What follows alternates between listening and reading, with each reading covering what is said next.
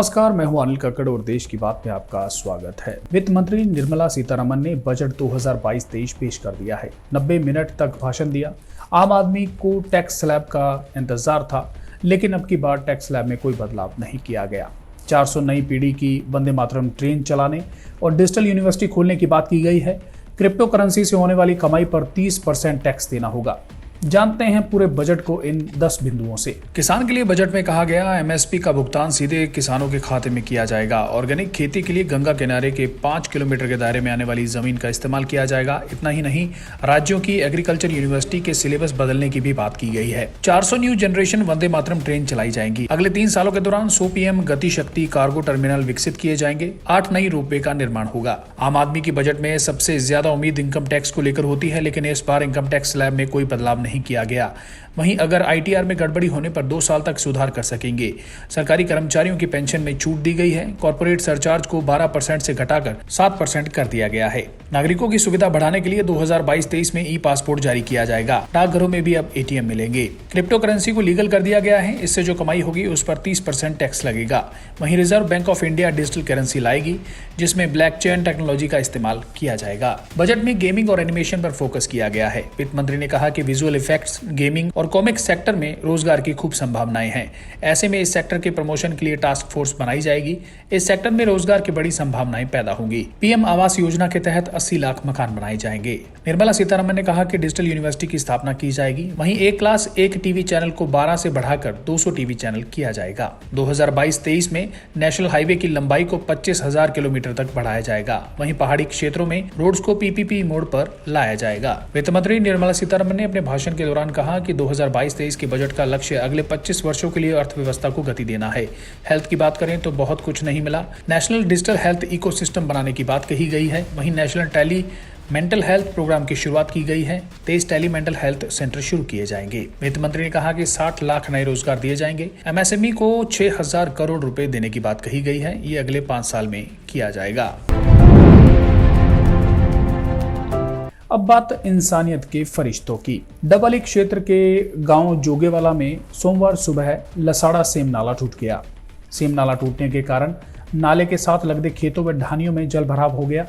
जल भराव की सूचना मिलते ही डेरा सच्चा सौदा के जिम्मेवार 100 के लगभग सेवादारों सहित मौके पर पहुंचे और राहत कार्यों में जुट गए।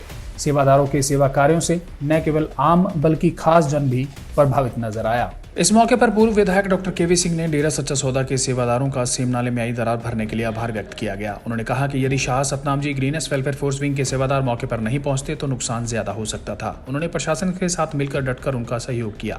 सेवादारों ने जिस प्रकार से राहत कार्यों को अंजाम दिया उसके लिए उन्होंने इसका धन्यवाद दिया। वहीं रानिया में पूज्य परमपिता शाह सतनाम जी महाराज के अवतार महीने की खुशी में ब्लॉक रानिया चामल की ब्लॉक स्तरीय नामदर्जा गाँव ऊटू व खारिया में सोमवार को संपन्न हुई। इस दौरान डेरा सच्चा सौदा की साध संगत द्वारा जरूरतमंद लोगों को मास्क बांटे गए और वैक्सीनेशन के लिए जागरूक किया गया। वहीं एलनाबाद में भी डेरा सच्चा सौदा के सदस्यों ने 500 मास्क लोगों को वितरित किए। इस दौरान सेवादार रेलवे स्टेशन पर पहुंचे व प्लेटफॉर्म व रेल में यात्रा कर रहे लोगों को मास्क वितरित किए। पूज्य गुरुजी द्वारा शुरू किए गए 138वें मानवता भलाई कार्य के तहत सिरसा की उपकार कॉलोनी की साध संगत ने अनाथ व जरूरतमंद बच्चों को खाने की 250 किटें भेंट की। सिरसा में नाम चर्चा के दौरान डेरा सच्चा सौदा के सेवादारों ने 500 बच्चों को खाद्य सामग्री व 100 अन्य जरूरतमंद लोगों को गर्म कंबल वितरित किए। वहीं डेरा सच्चा सौदा के संग्रिया ब्लॉक की साध संगत ने गांव मानकसर में एक 50 वर्षीय मानसिक तौर पर परेशान महिला को उसके परिजनों तक पहुंचाकर इंसानियत का कार्य किया। वहीं सफेदों में डेरा सच्चा सौदा के सेवादारों ने ईंट भट्टे पर काम करने वाले मजदूरों के गरीब बच्चों को राशन वितरित किया व जरूरत का सामान वितरित कर उनकी मदद की। यमुनानगर में भी डेरा सच्चा सौदा की साध संगत द्वारा 138वें कार्य के तहत अनाथ, बीमार व जरूरतमंद बच्चों को 72 फ्रूट किटें भेंट की गई। इसके अलावा पानीपत में भी ब्लॉक नागलगेड़ी, समालखा, मतलौड़ा की साध संगत ने मानवता भलाई कार्यों को गति दी। तीनों ब्लॉकों की Shah Satnam ji greenest welfare force wing के सेवादारों ने 138वें मानवता भलाई कार्य के तहत छोटे छोटे बच्चों को पौष्टिक आहार की किटें भेंट की। अब आज की सुर्खियों पर एक नजर।